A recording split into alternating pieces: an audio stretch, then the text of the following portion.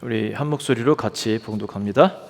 예수는 감람산으로 가시니라. 아침에 다시 성전으로 돌아가시니 백성이 다 나아오는지라. 앉으사 그들을 가르치시더니 서기관들과 바리새인들이 음행 중에 잡힌 여자를 끌고 와서 가운데 세우고 예수께 말하되 선생이여, 이 여자가 간음하다가 현장에서 잡혔나이다. 모세는 율법에 이러한 여자를 돌로 치라 명하였거니와 선생은 어떻게 말하겠나이까? 그들이 이렇게 말함은 고발할 조건을 얻고자 하여 예수를 시험함이로라.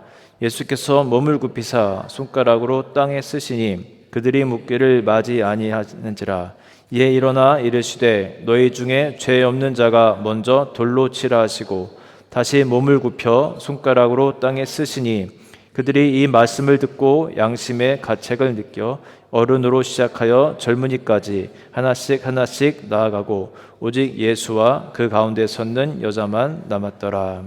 아멘. 저희 집에서 이제 일어나는 일들 중에 하나가 뭐냐면은 저희 이제 아내나 제가 어떤 아이에게 훈계를 합니다. 잘못된 것에 대해서 지적을 하고 똑바로 하라고 하죠.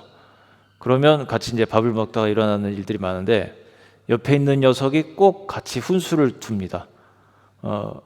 이렇게 영어로 막 약간 이렇게 해요. 우리 이제 산이에 대해서 뭐라고 하면은 산이야 이렇게 하면 안 되고 저렇게 하면 안 되고 그러면은 옆에서 강희가 yes an 하면서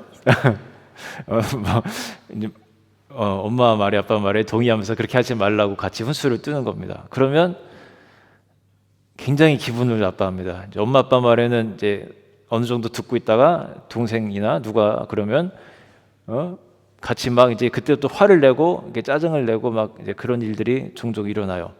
우리가 그러죠. 너는 그렇게 하지 말라고. 엄마 아빠가 얘기할 때는 니네는 끼지 말라. 그렇게 얘기를 하는데 가만 보면은 yes an 하는 그 녀석도 똑같은 놈이에요. 항상 보면은 다 도찐 개찐인 녀석들끼리 그렇게 막 또 얘를 또 혼내키면 또 얘가 이번에는 yes 강 하면서 그러고 그런 일들이 계속 벌어지면서 우리가 그렇게 하지 말라고 그렇게 훈계를 합니다. 오늘 그 본문에서도 이제 이러한 일이 일어나요. 여러분 이 스토리는 아마 들어보셨을 수도 있습니다.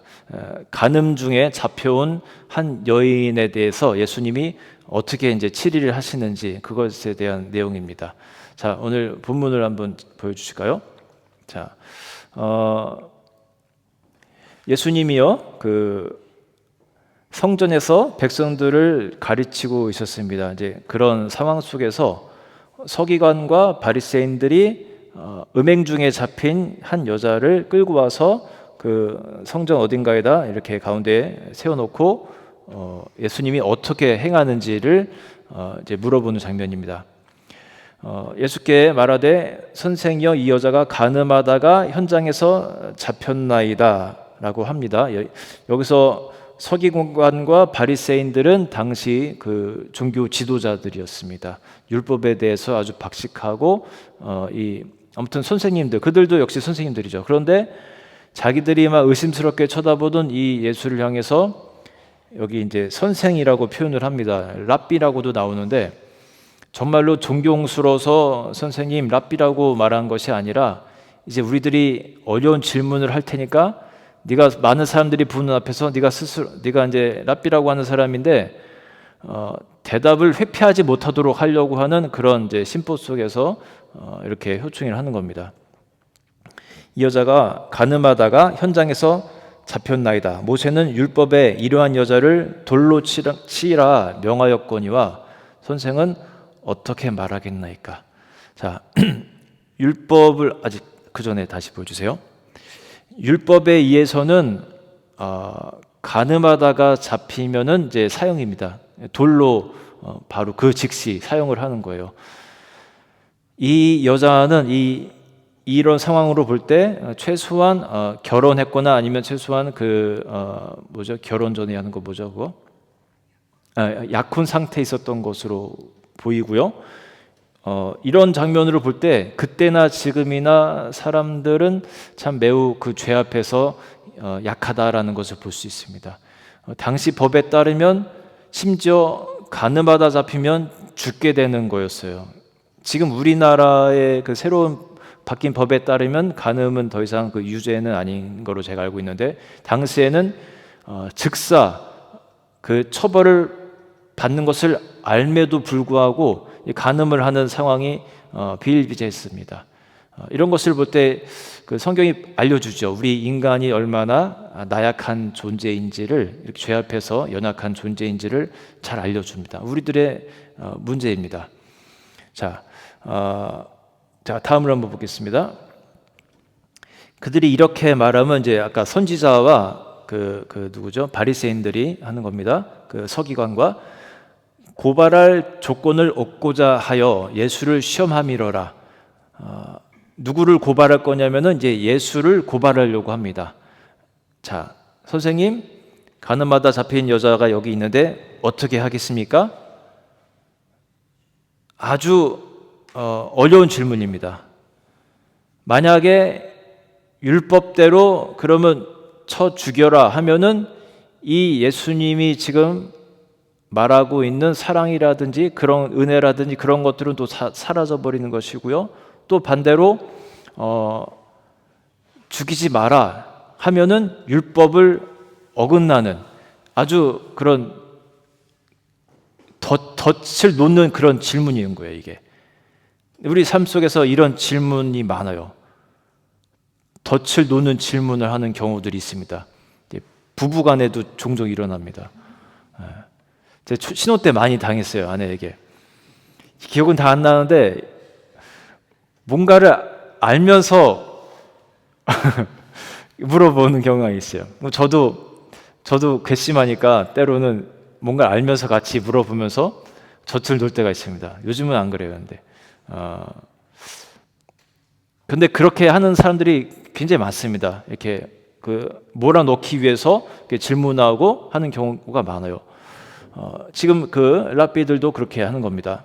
그때 예수께서 몸을 굽히사 손가락으로 땅에 뭔가를 씁니다. 아마 이제 흙바닥이었던 것 같아요. 그리고 여기서 이제 쓰다라는 그 원어를 보면은 사실 그림을 그린 걸로도 볼 수가 있는데 여러 가지 견해가 있습니다. 예수님이 뭐라고 여기다가 썼거나 그렸을까? 우리가 정확히는 모르는데 여러 가지 추측 중에 하나는 거기 모여 있는 사람들의 죄를 나열했을 것이다 라는 추측도 있습니다. 특히 그 서기관들과 그 바리새인들의 죄를 적었을 가능성이 매우 높지요. 그것을 보면서 얼마나 놀랐겠어요. 스토리 계속 보겠습니다. 그들이 그럼에도 불구하고 묻기를 아니하는지라 계속해서 묻습니다. 이에 일어나 이르시되 너희 중에 죄 없는 자가 먼저 돌로 치라 라는 아주 그 우문을 현답으로 하는 메시지를 볼 수가 있습니다. 아주 지혜롭게 말씀합니다. 너희 중에 죄 없는 자가 먼저 돌로 치라. 그리고 다시 한번 땅에다가 무언가를 씁니다. 그들의 죄를 계속해서 나열했는지도 모르겠어요. 이제는 모여있는 사람들의 죄까지 나열했는지도 모르겠습니다. 그들이 이 말씀을 듣고 양심의 가책을 느껴 어른으로 시작하여 젊은이까지 하나씩 나가고 오직 예수와 그 가운데 섰는 여자만 남았더라. 자, 이게 오늘 그 스토리입니다. 저는 이 스토리를 보면서 우리가 두 가지를 여기서 배워가야 한다고 생각합니다. 자, 먼저는요, 저는 그 모여든 무리들로부터 하나를 배워야 한다고 생각합니다. 이 말씀을 듣고 양심의 가책을 느껴 어른으로 시작하여 젊은이까지 하나씩 이제 돌아가는 장면을 보게 돼요. 자기들의 죄에 대해서 생각을 한 겁니다. 죄 없는 자가 돌로 치라라는 말씀을 들었을 때 나의 죄를 생각하게 된 겁니다. 다른 사람을 보는 것이 아니라 그래, 나 역시도 죄인이구나라는 것을 그들이 느낀 거죠. 여러분, 기독교 신앙의 출발점은요, 어쩌면 내가 누구인지를 아는 것부터 시작합니다. 내가 정말 하나님 앞에서 이런 나약한 사람이구나, 죄인이구나 라는 것을 깨닫는 것에서부터 이 기독교의 은혜가 시작된다라고도 우리가 볼 수가 있어요. 성경은요 아주 명확하게 말합니다. 죄의 삭은 사망이라고 합니다. 죄를 지은 사람은 하늘나라 천국에 들어가지 못하고 사망을 얻는다고 그렇게 분명하게 말하고 있습니다. 베드로라든지 여러분 그 성경에 나오는 많은 인물들을 보면요, 자기가 이러한 사람이라는 것을 깨달으면서 하나님의 그 제자가 되는 그런 스토리들이 많이 나옵니다. 베드로도 그렇게 고백해요. 물고기를 잡는 현장에 나타난 예수님께 그 권위 앞에서 뭐라고 얘기하냐면, 주여 저는 죄인입니다 하면서 무릎을 꿇고 내 앞에서 떠나주기를 바래요. 여기서 이제 떠나주기를 바란다는 것은 내가 싫다라는 의미가 아니라 나의 죄가 너무 크기 때문에 부끄러워하는 그런 모습을 보여줍니다. 그럴 때 예수님은 그 베드로를 선택해서 그의 제자로, 아주 위대한 제자로 만들어가는 것을 볼 수가 있어요. 또 삭개오 같은 경우도 그랬습니다. 삭개오 여러분 들어보셨죠? 그 당시 세리였습니다. 그 세금 탁스 컬렉터. 그리고 그냥 세금만 걷어서 이렇게 정상적으로 하는 것이 아니라 그 당시에 그 텍스 컬렉터들의 일상을 보면은 엄청나게 많이 더 착복해가지고 굉장히 많은 것을 자기 주머니에 놓고 일부만 나라에다 바치는 그런 것이 아주 그들의 관행이었습니다. 그가 뭐라고 하냐면요, 삭개오가 이렇게 말합니다. 삭개오가 서서 주께 여짜오되 주여 보시옵소서, 내 소유의 절반을 가난한 자들에게 주겠사오며 만일 누구의 것을 속여 빼앗은 일이 있으면 내 갑절이나 갚겠나이다. 예수께서 이르시되 오늘 구원이 이 집에 이르렀으니 이 사람도 아브라함의 자손이미로다. 인자가 온 것은 잃어버린 자를 찾아 구원하려 함이니라. 자기가 무엇을 잘못했는지 고백을 합니다. 누군가의 것을 내가 잘못 빼앗은 것이 있으면 내가 내 절반을 가난한 자들에게 주겠고 그 4배나 갚겠다, 그렇게 고백을 하면서 자기가 어떤 사람인지를 드러내는 거예요. 그리고 다윗이라는 인물도 마찬가지입니다. 아까 이 삭개오도요, 뭐 몇 번 드러나지 않아서 그렇지 예수님의 귀한 제자 중에 한 명으로 인생을 살게 돼요. 구약 시대 다윗도 마찬가지입니다. 한 신하의 아내를 범하고 나서 그 선지자로부터 질책을 받고 웬만한 왕 같으면요 그 선지자의 목을 베어버리고 자기의 그 뜻대로 막 그렇게 살아갔을 겁니다. 하지만 다윗은 하나님 앞에서 자기가 무엇을 잘못했는지, 죄인인지를 깨닫고 고백을 하기 시작합니다. 시편 51장에 이런 고백을 합니다. 주의 얼굴을 내 죄에서 돌이키시고 내 모든 죄악을 지워 주소서. 하나님이여 내 속에 정한 마음을 창조하시고 내 안에 정직한 영을 새롭게 하소서. 나를 주 앞에서 쫓아내지 마시며 주의 성령을 내게서 거두지 마소서. 주의 구원의 즐거움을 내게 회복시켜 주시고 자원하는 심령을 주사 나를 붙드소서. 이러한 자기 성찰과 반성, 하나님 앞에 내가 죄인임을 깨닫고 고백했을 때 이스라엘의 역사 속에서 최고의 왕으로 남게 됩니다. 우리나라 최고의 왕 하면은 누가 있죠? 세종대왕이 있죠. 그가 자기의 죄를 고백해서 그렇게 했는지 우리는 그 역사에 대해서는 잘 모르지만 여러 가지 모습을 볼 때 자기 성찰도 하고 또 그릇된 것에 대해서 이렇게 들었을 때 또 바른 길을 갔던 그런 인물로 우리가 추측을 할 수가 있습니다. 성경에서 마찬가지죠. 판사 앞에 가서요 그런 장면을 제 영상으로 본 적이 있습니다. 어떤 미국에서 있었던 일 같은데 어떤 10대 아이가 이제 자기 변호사가 이제 막 그 판사 앞에서 변론을 하고 이렇게 하는 장면 속에서 이렇게 분위기가 좋아지는 것 같으니까, 자기가 이길 것 같으니까 이렇게 쓱 미소를 짓는 모습을 보여줍니다. 그리고 그 장면을 판사가 딱 캐치를 합니다. 그리고는 그 괘씸함을 물어서 100년형을 때려버리는 것을 이렇게 본 적이 있습니다. 자기의 잘못을 뉘우쳐야 되는데 심지어 사람마저도, 판사마저도 그런 것을 보면서 이건 아니다라고 생각하는 거죠. 부부간에도 마찬가지입니다. 서로 우리가 실수나 잘못을 인정을 해야 돼요. 우리 결혼 안 한 청년들은 이제 잘 모를 수가 있는데, 결혼하신 분들은 아마 피부로 느껴질 겁니다. 내가 잘못한 것이 있으면요, 고백을 해야 돼요. 내가 이러이러한 부분이 내가 문제다. 당신에게 아픔을 줘서 미안하다. 이러한 내가 가진 성향 때문에 당신에게 그렇게 몹쓸 짓을 했고, 때로는 뭐랄까요, 고의적이지 않더라도 내가 당신에게 아픔을 줬다면 미안하다. 그러한 성찰과 고백이 있어야 됩니다. 그렇지 않고 상대방의 잘못만을 계속해서 지적을 하면요,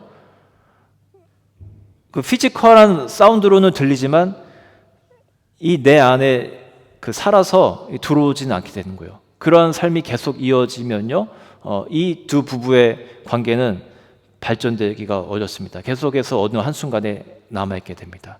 자기의 잘못을 진심으로, 때로는 용기 있게 고백을 하고 미안해하고, 때로는 내가 잘 못 고치는 부분에 대해서도 자꾸만 고백을 하고 미안해하는 그런 모습이 필요한 겁니다. 기독교인이 왜 이렇게 줄어들었나라는 생각을 한번 해본 적이 있습니다. 요즘에 기독교 인구가 정말 많이 줄어들었어요. 코로나 이후로 더 그랬고. 근데 제가 가만 생각해 보니까 이게 포스트 모더니즘의 한 커다란 영향 같다라는 생각을 했습니다. 포스트 모더니즘이 말하는 가장 그 굵직한 주기가 뭐냐면요, 이런 거예요. 네 의견 내가 존중해. 맞아. 괜찮아. 그런데 내 의견도 맞아. 그러면 상대방도 그래. 네 말도 맞아. 내 생각도 맞고 네 생각도 맞고 제가 말하는 것도 맞는 것 같아. 그러면서 너도 나도 제3자도 다 맞다라고 하는 것이 포스트 모더니즘이 말하는 가장 핵심 주기예요. 기준이 많이 사라진 시대를 우리가 살아갑니다. 이러한 기준으로 우리가 인간이 살아가야 되는데, 그래, 그것도 맞지만 내 경험도 맞고 내 생각도 맞아. 이렇게 살다 보니까 내가 악한지 모르는 경향이 많습니다. 내 생각이, 내 경험이 맞다 보니까 내가 무엇을 잘못했는지, 내가 죄인인지, 우리 이제 종교적으로, 기독교적으로는요, 내가 하나님 앞에 정말로 죄인이고 그래서 하나님의 긍휼을 받아야 되는 그런 존재인 것을 내가 망각하고 살아가 버립니다. 하나님의 도우심이 없어도 용서하심, 기독교의 그 핵심 진리는 그거잖아요. 나는 죄인입니다. 그래서 하나님의 은총이 필요합니다. 그래서 십자가에서 달려 돌아가신 예수님의 그 용서하시는 은혜가 필요합니다. 그것이 기독교의 핵심 진리인데, 이 포스트 모더니즘을 살아가는 사람들은 내가 죄인인지 잘못되어 있는지를 모르는 거예요. 그래서 여러분, 하나님의 은혜는 내가 죄인임을 고백할 때 거기서 시작되는 거예요. 제가 예수님을 처음 만난 그 순간도 제 기억으로 중학교 2학년 때였습니다. 수련회에 가서, 여름 수련회에 가서 밤에 이제 같이 말씀을 듣고 기도하는 순간, 어느 순간 나에게 다가온 주님의 음성이, 첫 번째 음성이 그거였어요. 저는 그냥 착한 아이인 줄로 그렇게 살아왔어요. 제가 얼마나 착해 보입니까? 아닌가요?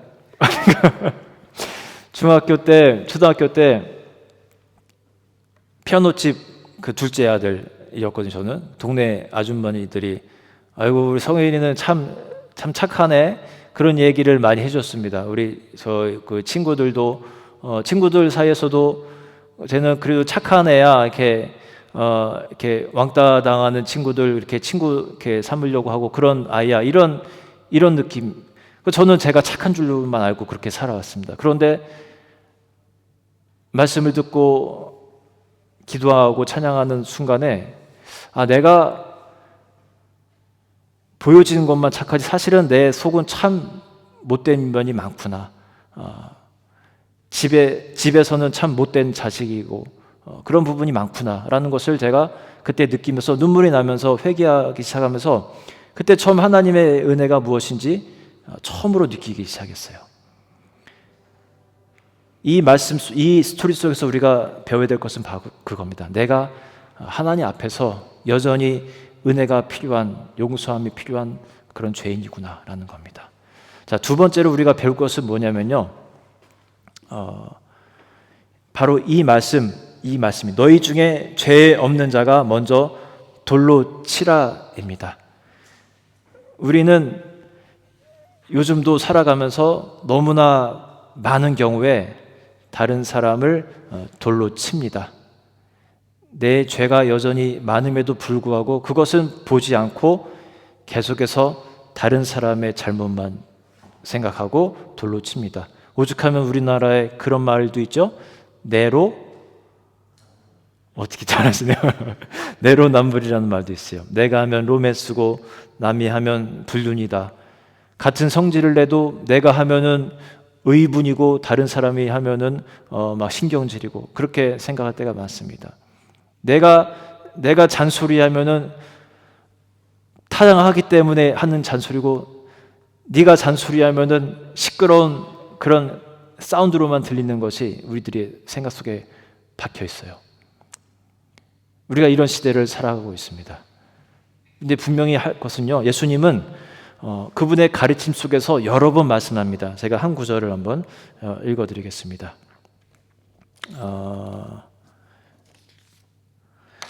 마태복음에 있는 말씀인데요. 예수님이 이렇게 말씀합니다. 그리고 우리는 그 말씀을요 듣고 그냥 예수님이 그렇게 말씀하셨지가 아니라 크리스찬은 뭐예요? 크리스찬은 예수님의 그 뒤를 쫓아가는 제자를 말합니다. 제자들은 스승이 이렇게 가르쳤으면 그 가르침을 잘 듣고 고민하고 그 뜻대로 실천하려고 하는 것이 제자예요. 뭐라고 말씀하시는지 한번 들어보겠습니다. 비판을 받지 아니하려거든 비판하지 말라. 너희가 비판하는 그 비판으로 너희가 비판을 받을 것이요 너희가 헤아리는 그 헤아림으로 너희가 헤아림을 받을 것이니라. 어찌하여 형제의 눈 속에 있는 티는 보고 내 눈 속에 있는 들보는 깨닫지 못하느냐. 여기서 들보는 이제 큰 기둥 같은 걸 말합니다. 보라 내 눈 속에 들보가 있는데 어찌하여 형제에게 말하기를 나로 내 눈 속에 있는 티를 빼게 하라 하겠느냐. 외식하는 자여 먼저 내 눈 속에서 들보를 빼어라. 그 후에야 밝히 보고 형제의 눈 속에서 티를 빼리라. 네. 다른 사람의 눈에 있는 조그만한 가시는 보면서 자기 눈에 있는 커다란 기둥은 보지 못한다고 주님이 말씀하는 겁니다. 비판하지 말라는 거예요. 이 비판을 정말 많이 하고 살아갑니다. 저는 얼마 전에도 자녀에게 이제 그런가 봐요. 이제 부모로서 자녀들이 싸우는 게 그렇게 듣기 싫은가 봐요. 그래서 한 녀석이 한 놈에게 뭐라고 하냐면 하여튼 밥 먹다 이런 일이 많이 일어나네 보니까 이렇게 젓가락질 하여튼 좀 이렇게 지저분하게 했나 그랬던 것 같아요. 그러니까 뭐라고 합니다. 그러니까 또 그것 때문에 또 이렇게 싸움이 일어나고 하니까 제가 별것 아닌 것 같고 그렇게 좀 하지 말라고 제가 좀 이렇게 화를 냈습니다. 그때 저도 별로 좋은 그 무드 속에 있지 않았었는지 그 짜증내는 소리가 너무 듣기 싫어서 그랬는지 별거 아닌 것 같고 그렇게 이렇게 지적하지 말라라고 제가 한마디를 이렇게 좀 강하게 했습니다. 근데 표정이, 한 녀석의 표정이 아빠나 잘하세요 하는 그런 눈으로 저를 바라보는 거예요. 그래서 걔가 그 눈빛을 보고 그때 깨달았어요. 나도 그랬구나. 가만 보니까 저도 잘 그랬습니다. 별거 아닌 걸로 제가 지적하고 또 뭐 이렇게 마이너스 손들이 있어요. 보면 이렇게 잘 고장 내키는, 뭐 하면 고장 내키고, 뭐 하면 또 야 이거 그거 하나 못해서 또 고장을 내키냐, 다 제 일이니까 이제. 그래서 별거 아닌 걸로 제가 지적하고 뭐라고 했던 제 자신이 생각이 나면서 내가 우리 아이의 눈에 있는 가시를 뺄 것이 아니라 내 눈 속에 있는 그런 들보를 빼야겠구나, 그런 생각이 들었습니다. 그러면서 또 옛날에 군대에 있던 시절도 생각나면서 제가 처음에 갔을 때 제 바로 위에 있던 바로 위에 있는 그 선배가 우리 한 5명을 이렇게 만져고 옷도 좀 깨끗하게 빨아입고 하면서 막 이렇게 내무 생활에 대해서 막 이렇게 얘기를 해줍니다. 근데 한 번은 당직 사관이 이렇게 들어오더니 쭉 양쪽에 서 있는 저희들을 이렇게 한 번씩 쭉 둘러보더니 저에게 그 지적질했던 그 선배의 그 추리닝을 보면서 야 인마 너 이렇게 옷이 들어오면서 옷 좀 빨아입고 살아라 하면서 그런 것을 봤을 때 저희가 약간 속으로 막 웃었었는데 자기나 잘할 것이지, 그런 생각을 했던 그런 기억도 일어났습니다. 최근에 어떤 목회자 엄마와 딸이 그 식당에 가서 진상짓 하는 것을 한번 본 적이 있습니다. 이제 목사인지는 몰랐죠, 우리는. 이제 나중에 그 댓글들을 보니까 이제 그런 거예요. 목회자, 저게 어떻게 목회자가 저런 짓을 할 수 있냐 하면서 목회자 엄마가 그 딸의 그 진상짓 하는 내용들에 대해서 이제 막 비판을 합니다. 뭐 내용은 뭐 잘 모르겠는데 하여튼 그래요. 또 최근에 하나 봤습니다. 이번엔 미국에서 일어난 사건인데 또 목회자 아버지와 그 딸이 어디 가서 또 막 이렇게 힘들게 하는 그런 장면을 본 적이 있습니다. 그들의 주장은 그렇습니다. 그 점원들이 나에게 이렇게 했다, 점원이 나에게 이렇게 했으니까 내가 이렇게 행동한다라고 하는데, 오늘 말씀을 우리가 비춰볼 때 그래요. 상대방의 가시를 볼 것이 아니라 자기의 들보를 먼저 봤으면 그렇게 행동하지 않았을 텐데, 그 작은 그 하나 때문에 저렇게 진상짓하는 크리스찬들, 더군다나 목회자가, 그런 것을 보면서 우리가 정말 크리스찬으로서 예수님의 제자로서의 삶을 제대로 살아가지 못하는구나, 그런 생각을 많이 하게 되었습니다. 여러분 자꾸만 지적질하지 마세요. 그건 크리스찬으로서 바른 모습이 아닙니다. 차라리 칭찬을 한번 해보세요. 칭찬을. 양말 뒤집어 벗는 분들 계시나요? 아직도? 남편분들 계시나요? 왜 부미 아버지 안 그러시죠? 네, 안 그럴 것 같이 생기셨어요. 근데 그런 사람들이 아직도 여전히 있습니다. 그러면 우리 아내들은요, 이렇게 한번 해보세요. 다른 남편들은 참 다 뒤집어 벗는다는데 당신은 그래도 가끔이라도 이렇게 제대로 벗으려고 하고 노력하는 모습이 참 고맙다.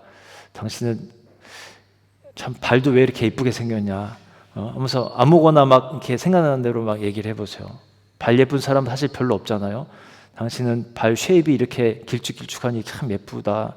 발톱도 이렇게 쉐입이 이렇게 예쁘냐. 아무 얘기나 막 하세요. 그냥 발 피부도 참 거칠거리지 않고 참 부드럽고 좋네 하면서 양말도 이렇게 똑바로 벗으려고 하고, 그러면 남편이 그 벗을 때마다 얼마나 그 부인의 칭찬 생각이 나겠습니까? 자꾸 칭찬하는 거예요. 제가 그 같이 이제 밥을 먹고 이제 아내가 요리를 해줬으니까 이제 힘들잖아요. 그래서 제가 대충 좀 치워주고 커피를 이렇게 타줬습니다. 그랬더니 너무너무 고마워하고 이렇게 칭찬을 하는 거예요. 또 타주고 또 좀 대충 게 치워주고 또 커피를 타주고 했더니 또 아이고 너무 고맙다고 하면서 커피도 맛있다고 하면서 그게 한 14년 전의 일인데 제가 지금까지 커피를 타고 있습니다. 칭찬의 힘이 그런 거예요. 사람을 진짜 변화시키는 거는 지적하는 게 아니라 차라리 칭찬하는 거더라고요.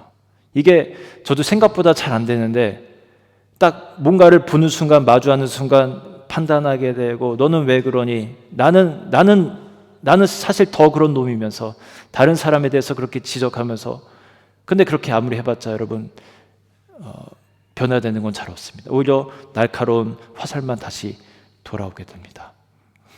저는 뉴스를 보면서 여러 가지 이제 사건들이 나오지 않습니까? 근데 그런 것을 볼 때 예전에는 그랬어요. 예전에는 조금 더 어린 마음에 아이고 하면서 어떻게 그렇게 행동을 할까 찌릿찌릿하면서 비판하는 마음이 많았습니다. 그런데 어느 순간부터는 비판보다는 그래 나도 조심해야겠다. 나도 이렇게 연약한 사람이구나. 저런 훌륭한 분도 저렇게 넘어지고 쓰러지는데 나도 그럴 수 있다라는 생각이 들면서 오히려 거울로 삼는 그런 생각들을 많이 하게 됩니다. 여러분 오늘 예수님의 말씀 우리가 기억하면 좋겠어요. 죄 있는 자가 먼저 돌로 치라. 우리가 하나님 앞에 내가 죄인임을 먼저 고백할 수 있고 그리고 다른 사람을 돌로 치기보다 나는 어떤 사람인지를 먼저 돌아볼 수 있는 그런 좋은 그리스도인이 되면 좋겠습니다. 우리 같이 찬양하자.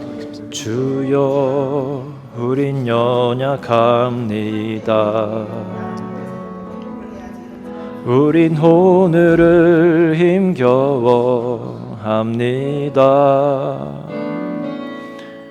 주 뜻 이루며 살기엔 부족합니다.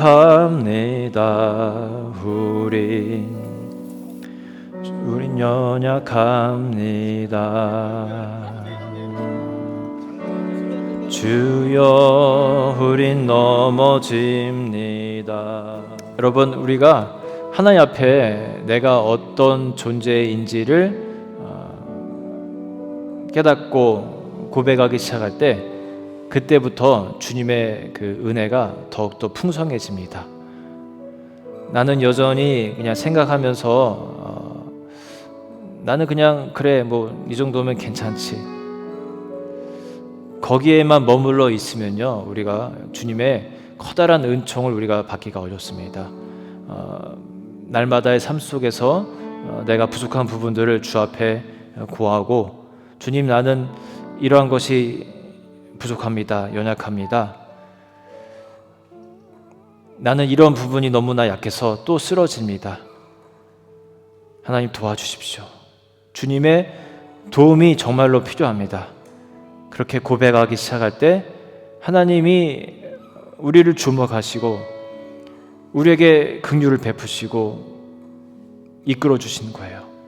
베드로에게 또 삭개오에게 다윗에게 그랬던 것처럼 나의 모습을 솔직하게 고백할 때 하나님의 긍휼이 임할 줄로 믿습니다.